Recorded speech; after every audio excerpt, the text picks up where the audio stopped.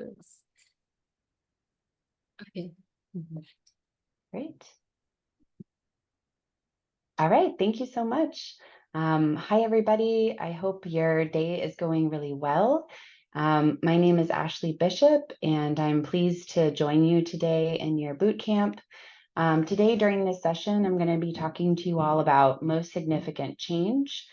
I will be talking specifically about how we used this technique in a final program evaluation of a girls' education program in Mali, West Africa. This is a presentation that I made to the American Evaluation Association and shared as well within our American University Alumni webinar series. So I'm really excited to get the chance to share it with you all as well. So just a little bit more about me before we get started. Again, my name is Ashley Bishop. I'm currently serving as a monitoring, evaluation, and learning technical lead in an organization called Winrock International. We are an American-led NGO that works worldwide in over 40 countries. My unit is called Analytics, Gender, Inclusion, Learning, and Evaluation. I'm based here in Virginia. I have the privilege to work on monitoring and evaluation across a number of projects that are funded by the US government, mostly from USAID funding and US Department of Labor funding. Right now, I'm working on projects that are located in mostly West Africa, Senegal, Ghana, Mali, Niger, Burkina Faso, and then I also have a program in Laos and in the Solomon Islands. So a little bit all over. I did complete the Master of Evaluation Sciences at American University, and I also have a Bachelor of Arts in International Relations. I've been working in international development for 13 years, and most of that time in monitoring and evaluation. And I previously worked at Save the Children, Plan International, and Compassion International. So without further ado, let's get into it. Here's an overview of our session today. I wanted to start with a little bit of an introduction to most significant change methodology. It will be just that, an introduction, to give you sort of a flavor of what this technique usually includes and how it can be used. And then I would like to show you how we used it specifically in the program evaluation I mentioned before. So we'll go through the methodology itself, and then I'll go through the case study where I'll talk through what the evaluation design was and how we modified the most significant change technique to fit our needs in that program evaluation. And I'll show you what the conclusions looked like, because I think it's really interesting. I will be very diligent to make sure we have a good amount of time for question and answers at the end. Just since I'm online and you all are in person, I would like to keep the questions at the end if it's possible, because I think it'll be difficult to manage otherwise. However, if you think that there's a question that I really need to answer while we're in the presentation to help with understanding, please feel free to stop me and I'm happy to answer questions if needed. All right, so let me move this a little bit. There we go. So we're first going to talk about most significant change, and I refer to it as a methodology, but it's actually technically called a technique. And everything I'm going to show you in this briefing about the technique is completely from the guide that's called The Most Significant Change Technique, A Guide to Its Use. It was written by Rick Davies and Jess Dart, and those were the creators of this technique. So everything that's in here really comes from their guide. This guide is available online and easy to download from Better Evaluation's website. It's a very well-known document that's shared quite broadly, so it's very easy to find. I also have included the link to it in the slides here, which I know will be shared with you as well. So in a very quick sense, most significant change technique is really a collection of significant change stories, as you can tell from the title, but it's really based on storytelling. Those stories are collected, and then it's followed by a systematic selection of those stories, usually by the stakeholders and or staff of the program or of the evaluation. Some of the words that are used to describe it is that it's a participatory technique. There's a lot of different people who are actively involved. Most importantly, the end users of your program. It is outcome focused, really looking at stories that get to outcome level change. It is primarily a qualitative method that's being used, and it's considered to be complexity aware, which means that it's a method and a technique that can be used in programs and in project contexts that are of high complexity, which means that there are a lot of things that are unknown. A lot of the environment or social situation is changing. And so this is a technique that is considered to be good to use in those types of situations. As I mentioned, Rick Davies was the person who's credited as having started this technique. He further developed the methodology as part of his PhD work. And it's interesting because it can be used as a full, complete, standalone methodology following the guide that he produced, or it lends itself quite well to being blended or adapted with other methods or within another framework. And that's the example I'm going to show you today. So when you look at the guide, there is an explanation of what are the full steps. If you were to use most significant change as a technique in its entirety, as Rick Davies had initially conceived it to be done, there are a set of steps that are followed. And these steps can be followed and then continued. So in his original design, most significant change can be used as an ongoing monitoring and evaluation system of a project. The process of collecting stories can continue, and also determining which of those stories are significant can continue throughout the life of a project.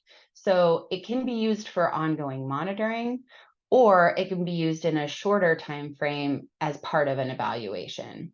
So that will make these steps will make a lot more sense with that context. So the steps generally involve common things to when you start an evaluation: getting buy-in, starting the design, raising interest, making sure all the stakeholders understand what the steps include, determining the domains of change. So even though it's a methodology that doesn't predetermine what has changed, it does require that the team decides what the domains of change are so as to identify who should be asked to share stories. And then defining the reporting period. What is the recall period of time that those people should be recalling stories from? Is it between now and a month ago, or is it between now and 3 years ago?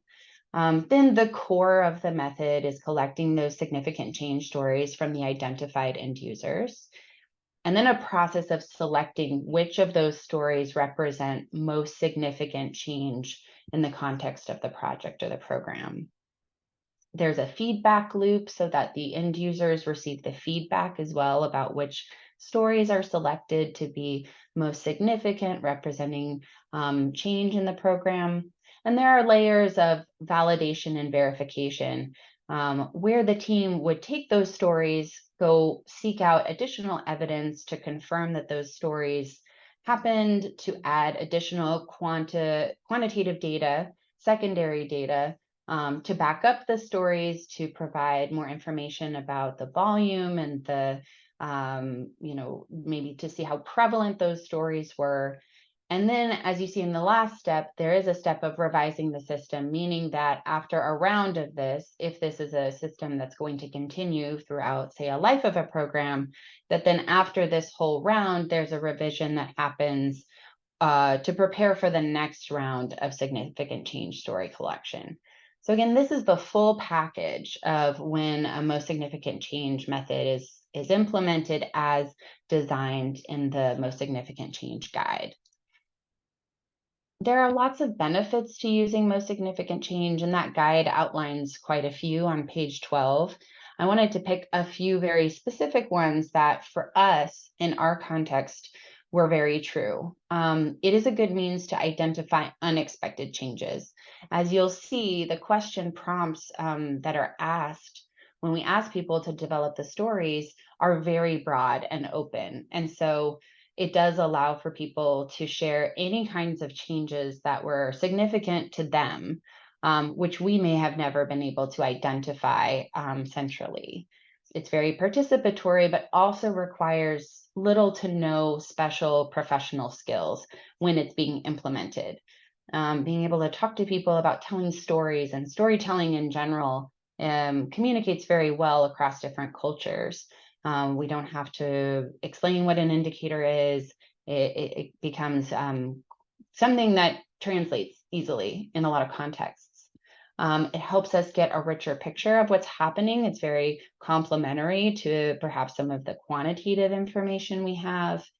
And it can be very helpful to evaluate initiatives that didn't have predefined outcomes, that we were doing this set of activities and we didn't define what the outcomes would be, but we're curious what the outcomes were. So this is a helpful way to go about establishing what some of those may be.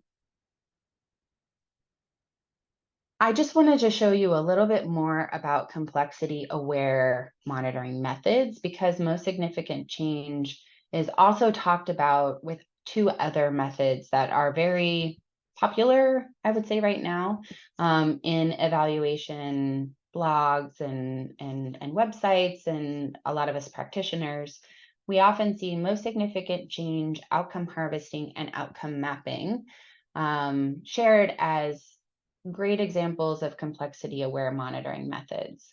And they all have some similarities. They're all qualitative. They are participatory.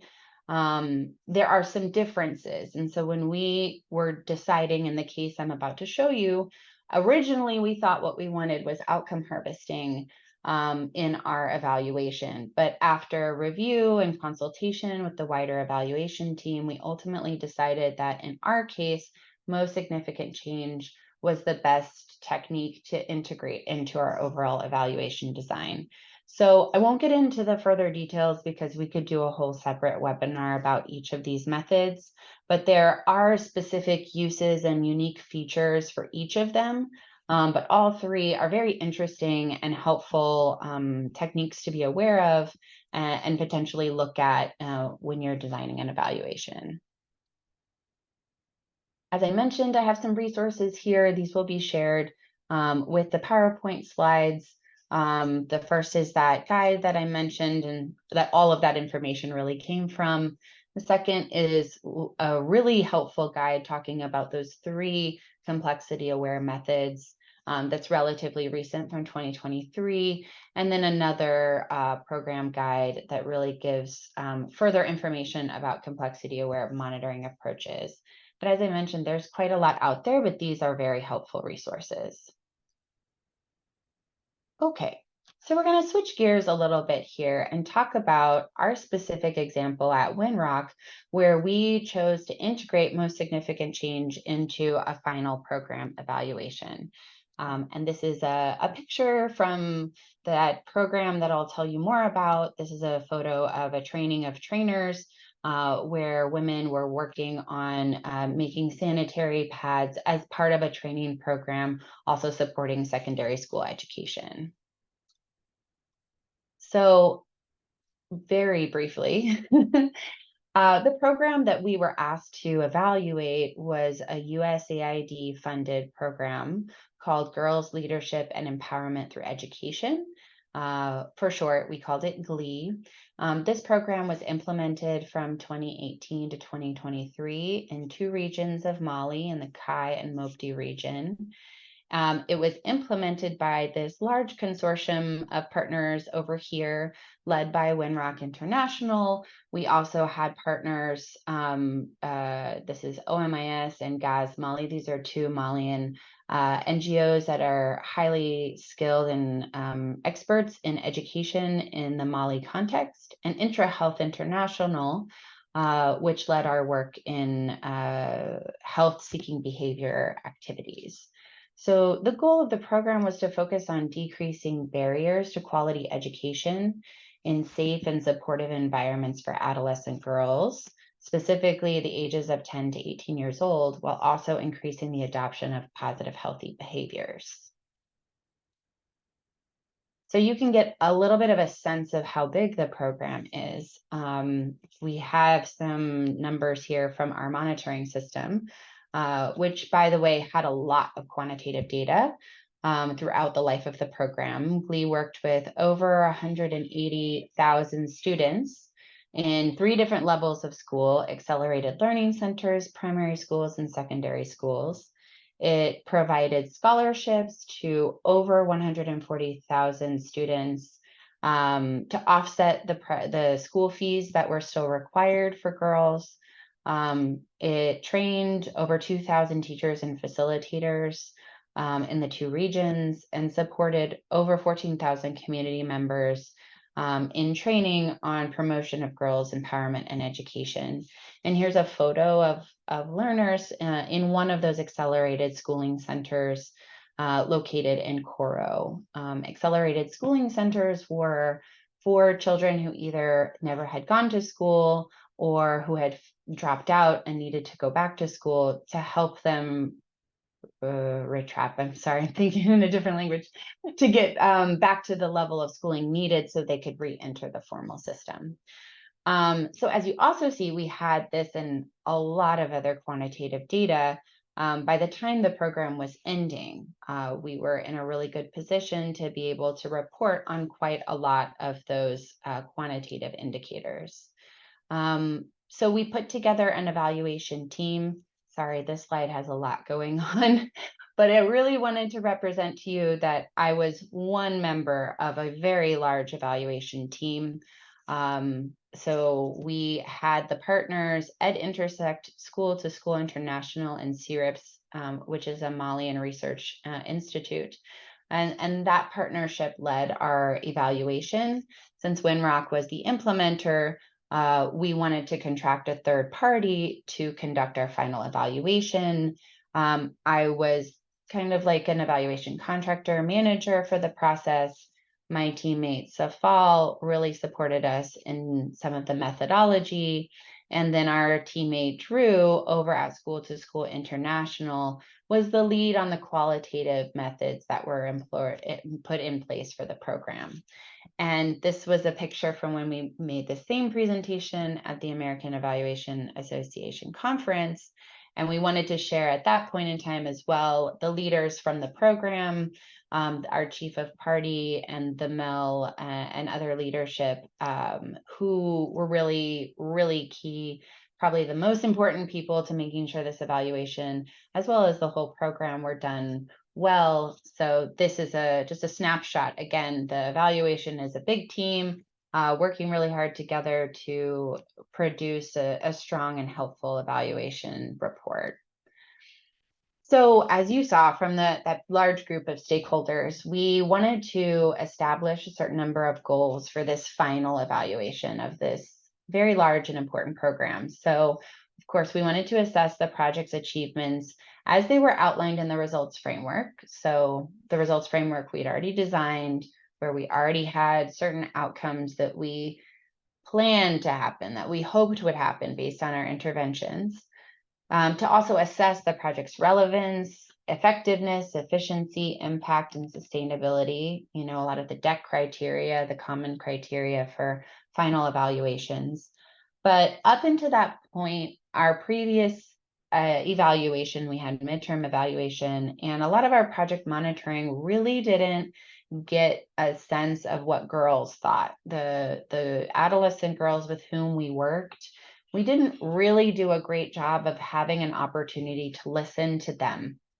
And so we really wanted to use this final evaluation. We wish we'd done it sooner. However, we used this opportunity to listen and engage with girls as key informants. We wanted to hear from them about what they thought about the program, and also wanted to give them the space to tell us what was most important to them about their experience. And so based on our determination of that, we chose, again, most significant change, because outcome harvesting and outcome mapping are really most helpful when you don't have as much information about what you think the program achieved in terms of the outcomes. We already had a lot of information about the progress toward our predefined outcomes. we were really mostly interested in getting additional information on unexpected changes, on things we didn't know, and confirmation, as well as perhaps maybe disproving things that we thought were true about the program. So that was why the evaluation leaders really encouraged all of us to use the most significant change approach. So as you can see here, this is a snapshot. It was a very large evaluation. We included a lot of different activities and methods. So on the quantitative side, we used a beneficiary-based survey. For a lot of those indicators that I showed you before, we needed to do a final measurement across a lot of quantitative indicators. So we had a school director survey and we had a girls survey using quantitatively based questions. And then we had a whole set of qualitative activities that were going on. And only one of them was focused on this integration of most significant change. So you see over here, we had focus group discussions and key informant interviews with school-based respondents.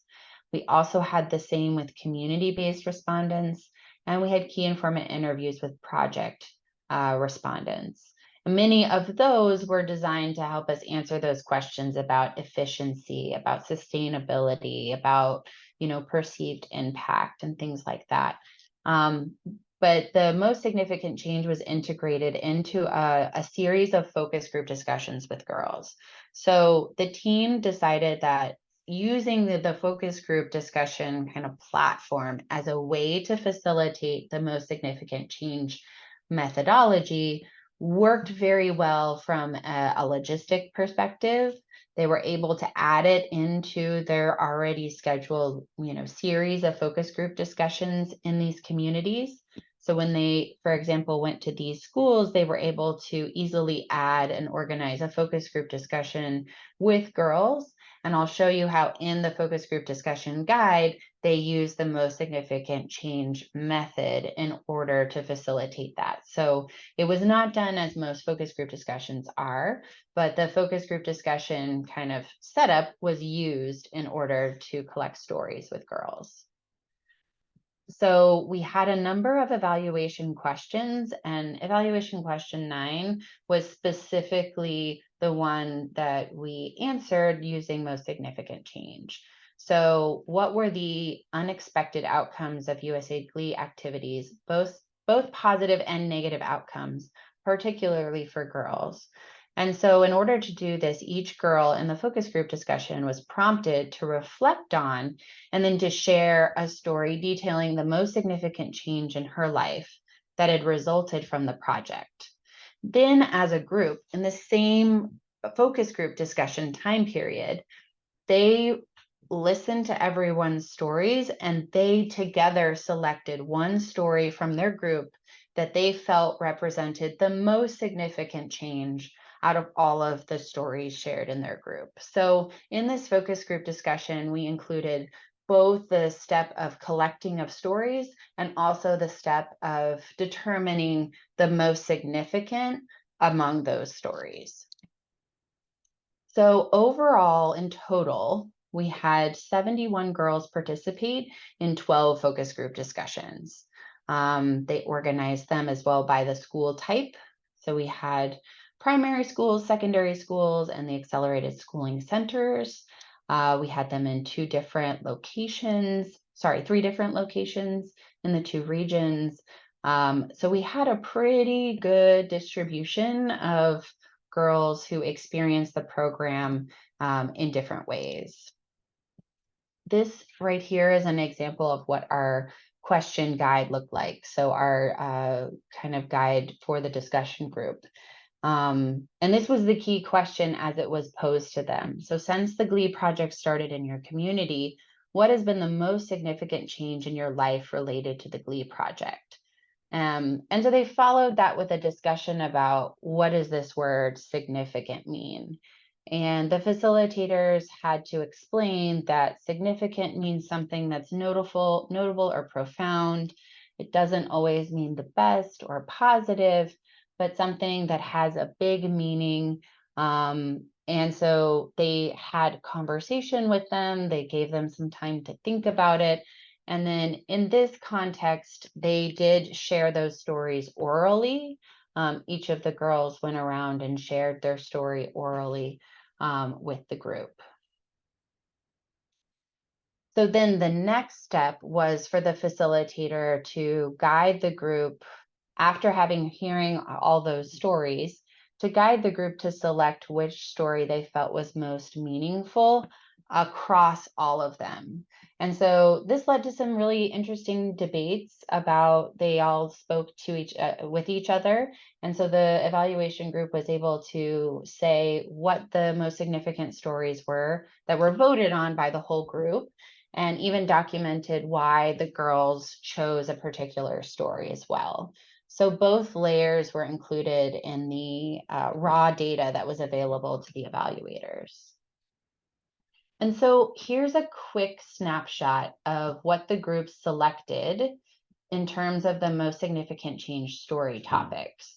So out of all of the groups, 5 groups selected a story that was about early marriage as a story that had a most significant change highlighted related to the project. 3 groups picked a story about improved learning and education value. 3 other groups talked about school provisions, things like fees, supplies, and water. And 1 group picked a story about knowledge and practice of menstrual hygiene. And really interesting for us was that 5 groups all picked a story specific to early marriage, which is not something that was integrated into the results framework at all. We did not have any outcomes or any goals that were specifically designing the program to reduce the incidence of early marriage or to discourage early, forced, and child marriage. But these kinds of stories came up in and were selected as most significant in the most number of groups. So that was a very important finding for our evaluation. And this is just one of many stories that were selected about early marriage. And this is a good example of where the story was shared. This specific girl shared how she used to think that getting married at the age of 15 was something that she planned to do. But then she shared that she learned quite a bit of the health risks involved of getting pregnant at younger ages and other things. And so she shared that she had changed her mind about wanting to get married when she was older. And then we were also able to document what the conversation was with the other girls in that group. They selected her story because they felt like this was such a good example of a wider change that they had also seen, as well as all of the different topics that were mentioned in that story. So we were able to, with all of those stories and with the subjects that were brought up, we were able to say back to our stakeholders and to USA that we saw a lot of stories come up about avoiding child marriage, even though it wasn't an explicit inclusion into the program design. We did collect evidence that showed that this program made an impact on girls' perspectives about child marriage, and we were able to show evidence of that. We were also able to show specific cases and evidence about pushing back against specific social norms when it came to girls' education and girls' health. And the very cool thing about that was, as you saw all those other methods that we employed in the evaluation, we were able to triangulate those findings with additional qualitative data coming from other stakeholders that also reinforced some of the things that we found in those stories. Another way that we looked at the stories was to then take away the step of the girls deciding for their group what was most significant. Now, I'm sure Rick Davies wouldn't want to hear of that because that was an important step in his methodology. But we also wanted to see, just to look at the data from all angles, if we didn't include that layer and we just looked at all of the stories that all of the girls shared, if we were to put them in categories, how often, what was the volume of stories that were shared across different topics. And so when we look at the frequency of topics that were mentioned, when a girl was asked what was the most significant change that you experienced or you observed, we did see that improved menstrual health knowledge and hygiene was the most reported significant change. And then we were able to look at the frequency of a lot of other topics. So this also was helpful, another way to look at the information and another way to interpret the information. Again, this takes away one step of the most significant change methodology, but it helped us also see maybe an aspect of the volume of subjects that girls felt were most important as well. So in conclusion, we found that most significant change was really helpful in this case to uncover unplanned or unexpected outcomes. And it was also very helpful to us in affirming or adding additional evidence to expected outcomes. It gave us a space to create a bottom-up channel of communication, to listen to girls, to ask a simple kind of key question and just listen. It is a time-intensive process. Those focus groups with the girls lasted at least 3 hours. So it's not your everyday focus group discussion. It takes some very specialized, a little extra training for those facilitators to be able to run those sessions successfully, and in a way that is, ethically respectful of the girls who are participating. However, most of our stakeholders found that it was a very worthwhile endeavor. It really added some important perspectives and voices to our final evaluation and to our learning as an organization. All right, so that's all the content that I have to go through with you all. As I mentioned, I want to make sure we have time for questions. So I'm happy to take any questions that you may have. Well, thanks very much, Ashley, for the wonderful new technique that you taught us. So yes, we have now quite a good minute, maybe 20 minutes of question and answer session. And is there any burning person who wants to ask question? If not, I have 2 questions. Great. The first question is, you said the question number 9 was you were specifically asking what are the unintended positive or negative results you had, right? So Right. usually classical evaluation questions we ask, okay, what was the effectiveness of this project or something like that. We frame the questions more in a positive tone and follow the logic model. We just learned the word logic model, so we followed it. So I was wondering, what were the other questions, maybe the first, second questions, and how do you insert, or how does the logic go in terms of asking the question? Because that number 9 question caught my attention. You're asking what unintended positive and negative. So can I actually relate it to actually related to Chimga's question? I was also wondering because you mentioned about negative outcomes.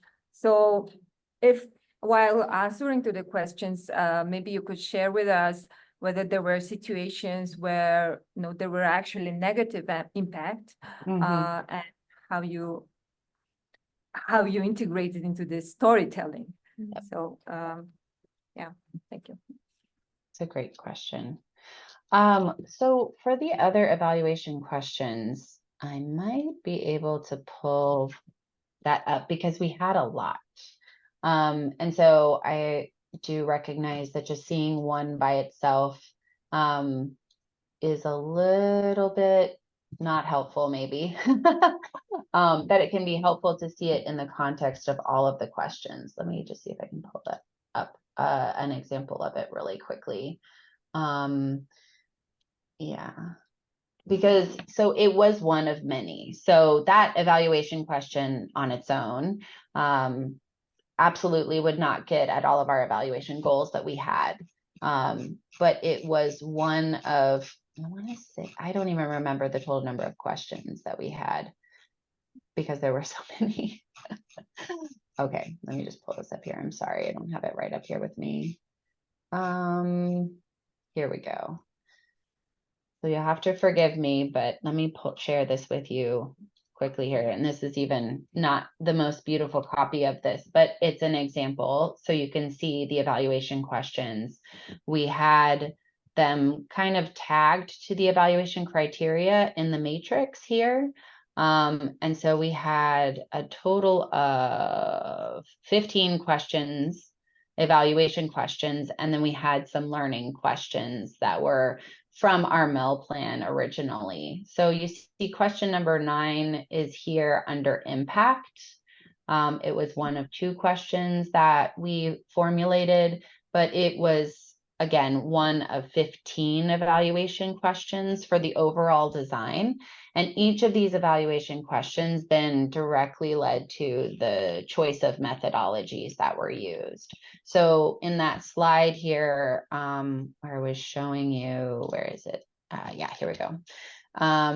All of these methods, each of those questions then were formulated in such a way that it became determinative of which methods we would have to use in order to answer those questions. So I'm not sure if that answers your original question. Yes. Yeah. Yes. Thank you, Ashley. Sure. But the second question about negative, such a good question. Every time I've presented on this one, that's the first question many people ask.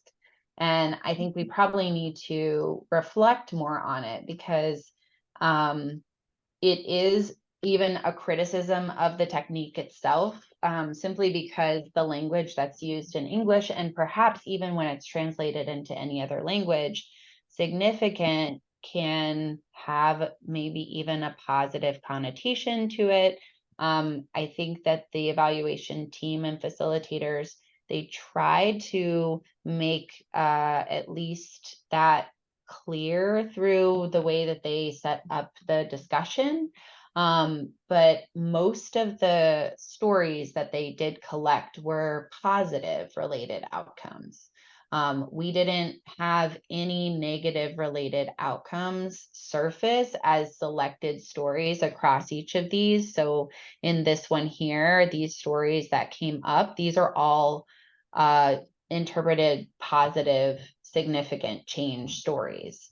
I couldn't tell you across the entire group here if these are all positive, but based on the review and the way that it was analyzed, it was all positive, which as an evaluator, you would question, well, then did they really think they could share a negative story? Or, you know, was it really set up in a way that allowed space for negative or even neutral changes or something else? Is it really creating a space to get everything? That may also be a question to us not using the entire technique, right? So this is a modified use of the technique. It was kind of, I mean, some people would say quick and dirty in a sense. We wanted to get the stories, but we took that 10 steps and we fit it into like a 3-hour focus group discussion. So I think that's probably, you know, a weakness of this process here, because we didn't get any negative stories.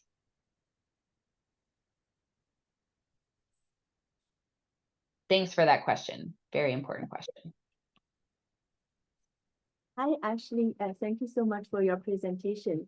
I have some questions related to this methodology.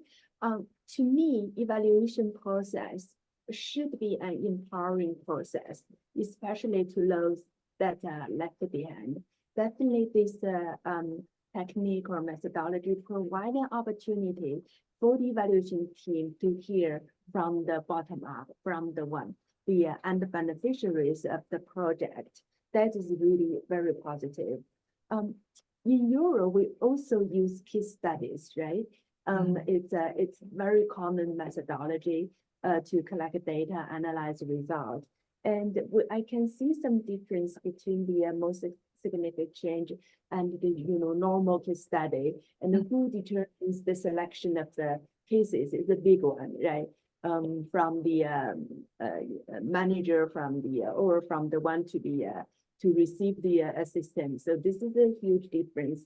And also, we usually ask questions in our effectiveness or impact. What are the positive, negative, expected, and unexpected results? We also do that without using this technique. Right. So, yeah. So then my question is, it is very useful. What would you be able to talk about the limitations of this methodology, especially when it is used alone? Yes, absolutely. Thank you. I think one of the challenges in the programs that I work in, we have, from US government funding, we have a lot of required indicators that we have to use. They are all quantitative. I think they're trying to make efforts for them to not be. And there are efforts coming from US government donors to really try to make it possible for monitoring and evaluation approaches to be more locally focused, to be more empowering, to be more locally driven. But you have these two things a little bit at odds. So most of the projects that I work on, our primary focus for our client, which is the donor, is to get the quantitative data. And that is it can be, for the most part, quite extractive as an activity. Even some of the ways that we go about using qualitative methods, we can use qualitative methods in a way that is not very participatory as well. I think that's a reason why, at least in the kinds of programs that I am working on every day, it was really hard to actually get most significant change in here the way we did. Because we had all of these requirements based on our MEL plan. It was also a contract as opposed to a grant or a cooperative agreement. So we had a lot of requirements we had to meet that didn't allow us to use the full methodology. And that's where we also couldn't generally use most significant change alone in these kinds of programs as our full monitoring and evaluation system, because we would still have to do the other indicator measurement, and we would have to still meet other requirements. And so the MSC approach alone may not help you to measure some of those things you need. It doesn't necessarily help you with some of the quantitative measurement that may be required in a given technical sector, so it isn't built for everything, but and that's why we really wanted to use either that or outcome harvesting, but it was actually really hard to get it in there anywhere. And as I mentioned, like in this program, this was the first time we had asked girls questions. We had done quantitative surveys with girls, but we'd never really sat down and fully just listened to what was important to them in this way.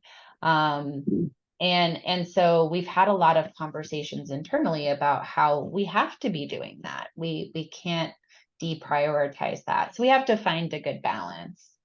But, it's the real world too. It's hard. Very helpful. Thank you.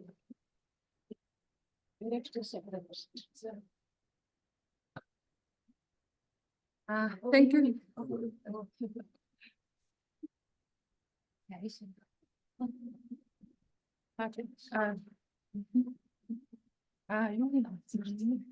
Okay. Thank you so much for your presentation. So my question is, So I worked in a project, then as a project officer. So then I happened to attend one of the facilitator for the group focus group discussion. So Mhm. from my experience, that for Mongolian people, they talk generally. They didn't answer. They didn't. They did not the answer the detailed. So then should I talk to them like, do you, I can ask that, do you mean by that? So then I can rephrase what they say. Or should I ask the depth question to understand his answer? So what was the best solution to dig in? That was my first question. The second question is that who is the most suitable person who do the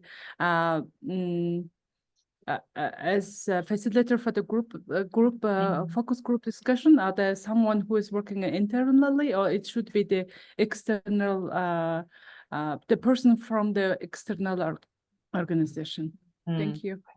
Okay.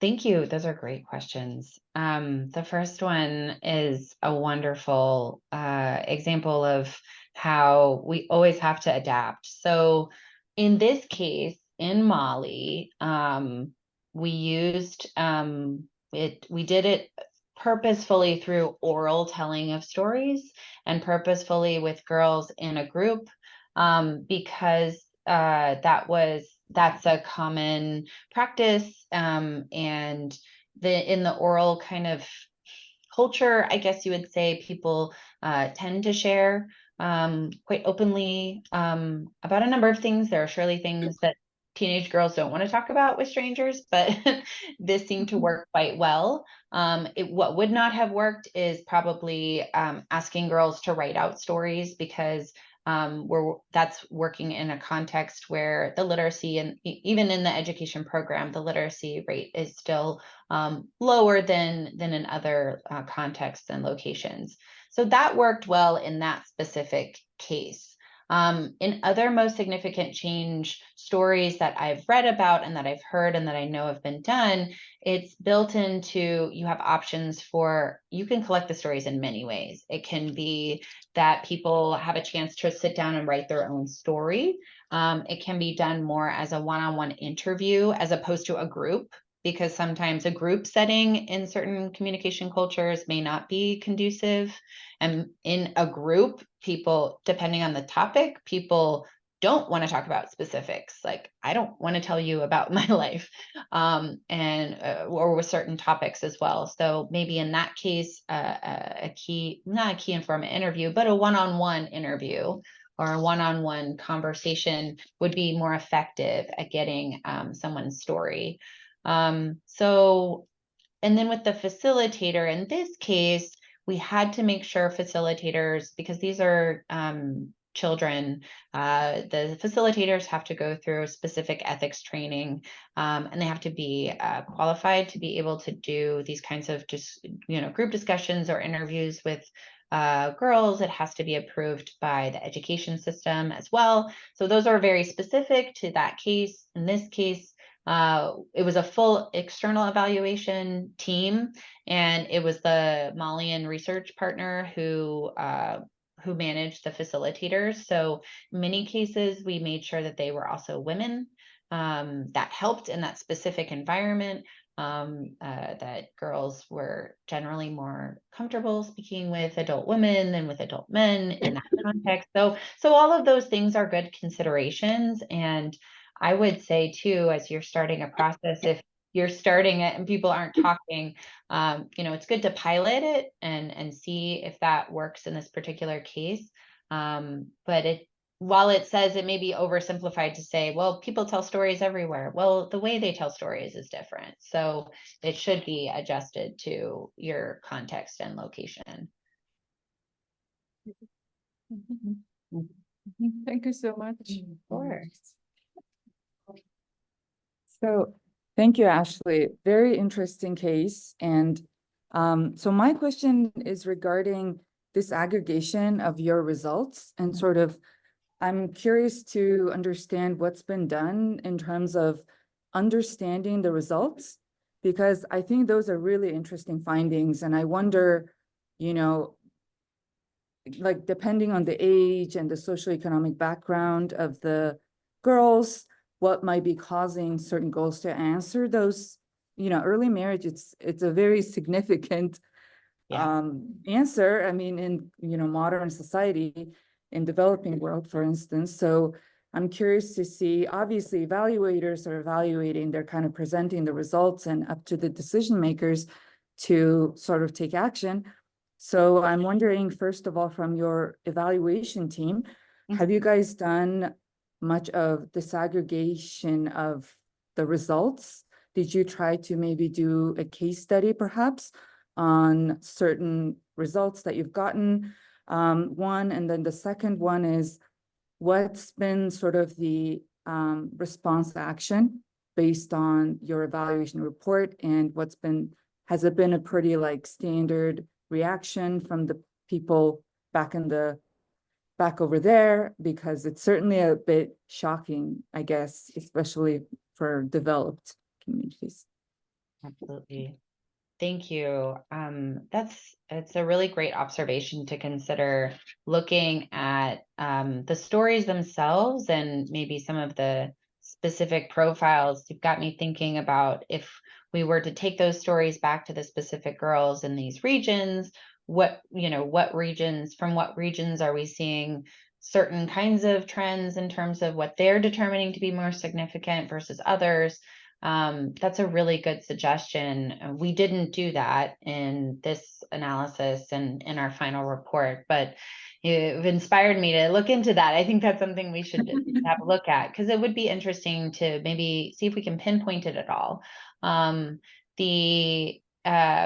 This did in part feed into what USAID is investing in Mali. So this program ended, and they did create a new program that is really focused on adolescent girls, with a much more explicit focus on this early marriage issue related to not just girls at education levels, but also just in sort of general child and youth development issues that they're facing in the country. So it definitely did provide the donor who's designing new projects with information that is helping them continue to understand the issues that are facing girls. And we were able to really highlight that if this type of problem doesn't continue to be addressed, then even gains that are made in education or in health may be compromised. So unfortunately, when this program ended, Winrock is we don't continue to have work in Mali right now. So when this project ended, sadly, our work in Mali ended at the time. We're hopeful that in the future we'll be able to continue to work in Mali as well. But other implementing partners who are kind of taking on these other programs in Mali are able to use this information. So as part of USAID's evaluation policy, whenever we complete evaluations, they have to be uploaded to a publicly available website. So any implementing partner working in that location has access to all of this information and is able to make use of it as well. As well as the raw data. They have a digital data library we have to submit all of our raw data to. So other researchers and other people can use that as well. It's really good idea. Awesome, thank you. Yeah. Thanks. Thank you. Last two questions. One is from my side. No one else I have. Okay, thank you for your presentation. It is very interesting, and I've just realized that without knowing I was doing the most significant change. I have done it before for several times, especially last year. I have a case of asking this unexpected and unintended positive and negative change or the results throughout the intervention. And I'm just wondering, in your case, have you validated these the most significant change that you you thought that from the findings? How did you validated it from their biased thinking of the respondents, or like kind of subjective thinking, right? Because one of my evaluations that I've conducted last year, the respondents from the different stakeholders, they were talking about the herders behavior or understanding towards the veterinarians. So traditionally in Mongolia, we have a wide various culture of herders doing the traditional way so they don't believe in the veterinary's skill, right? So when I was conducting those evaluations, and the questions we had was the unintended or unexpected results, but I was feeling very much that the answers were based on their biased thinking, that the veterinarians, they don't have experience like us, etc. So in your case, did you feel the same, or have you ever experienced that you gather some answers based on their biased thinking or subjective thinking, and then if so, how did you validate it as a real result? Yeah, great question. And a very real challenge, of course. I think that in this case, we have a power dynamic that's also important to recognize that could influence what the girls say. We have an age difference, you know, and these are all girls between the ages of, I think it was only 14 to 18, and they're being asked by a facilitator, and in a very you know, a context where there's a lot of hierarchy and respect, obviously, to adults. And generally, when someone who represents a project comes into this culture, it's just a common thing in this particular culture. The bias for anyone is to speak positively for fear of losing continued activities. So it is a general bias that we experience. But at the same time, even if the age is a power dynamic, we see, I've also worked in this region for a long time. We've also seen that children are just much more honest. Sometimes they're less diplomatic than the adults. So I was working in a cash transfer project where we would go interview the kids and ask them what their parents spent their money on, and they would tell us everything. That was funny. Anyway, so there's so many different things at play, but you're absolutely right that you have to validate. So here, the benefit that we had, even though we didn't go through the whole MSc process, is we had data coming from these other sources collected at the same time. So we heard from school respondents. We asked them questions about things that they observed that were unexpected, good things, bad things. We asked other community members, and we did find things that confirmed. So like, for example, one of the big stories we found in the end, one of the major findings was validated as well by our discussions with health workers. So we did see a number of stories where in the story, the girl explained not only did she have the knowledge, but she used it to take an action, specifically around family planning or health services. And we also saw that being reported by health workers when we interviewed them. So there was a level of validation there that was supporting that. We also had been tracking numbers of youth who were going to these health centers. They were crazy numbers. We thought they were false because they were wildly higher than we ever expected. And by getting this information here and hearing from healthcare workers that they were surprised by how many youth were coming, it made us think, well, maybe these numbers are right. So there was a level of triangulation, but not over a long period of time. So there was a level, but maybe not as much as there could have been. And I think that probably would help in your case too, to try to look for other evidence that reinforces what they're saying. Thank you. Sure.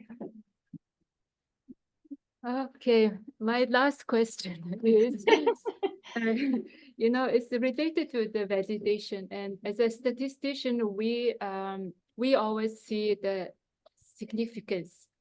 If the finding is significant, Oh, yes. and or maybe we go to the p-value, right? But this word significant, when it comes to qualitative, we understand it. But do you, in this method, do you also see the statistical significance? Because you use the mixed method, right? So during the survey, if the findings are not statistically significant enough, but do you still then, when you do the triangulation and validation, if they're opposite to each other, for the qualitative findings, you prioritize the significant stories, but the quantitative survey shows the result is not so significant, statistically speaking. So how do you reconcile, or it doesn't really matter to reconcile for this specific method? That's so interesting. We have these terms that like are trigger terms in certain methods, right? Like whenever we're throwing around impact, sometimes people are like, wait a second, when you're talking about impact, what kind of evaluation are you really talking about? So that's so interesting. I hadn't thought about that, that term significance and the statistical significance. I think if you wanted to do something like that as a mixed method, that would be super interesting. You'd have to design the quantitative to align with the most significant change process. So maybe it would come later, like maybe you would run a most significant change process, and then in those steps, as part of, say, the quantification or looking for that, you know, the verification of stories and quantification, then maybe that drives your quantitative survey afterward. Like here we're seeing this trend in these stories, but we don't know if it is statistically significant. So maybe it would come in probably later there. Maybe that would be a quantitative complement to truly show the significance in a statistical way. That sounds cool. Let's do it. Thanks. Very, very last question from Shinshin. This is not a question. I just want to add that I was also thinking about the changes question when I was listening to your presentation. But the question I have is, I ask myself, when we do evaluations, you use the the common method. Do we ask the statistical significant? Do we like validate our finding, use that method? Probably no. That's only because that we have assumptions there, right? But for more significant change, we're introducing new things, so we're more trying to be more, make the method more rigorous. So that's why we ask this question. To me, it's not a question about significant or not. It's more about representative or not. All these new findings are more representative among the beneficiaries. Right. Yeah, definitely. Definitely. Always lots to think about. That's a great point. Well, thanks very much, Ashley, and a round of applause for you from us. Oh, round of applause to you guys. Great questions. Awesome. Yes. It's my pleasure. Okay. And Ashley also sent us a list of supplementary materials, which I will also send to you with her presentation. And thanks very much, Ashley. Hope to see you again next year, maybe in person. That would be wonderful. Good luck, everybody. Enjoy your time together. Bye. Thank you. Bye-bye. Bye.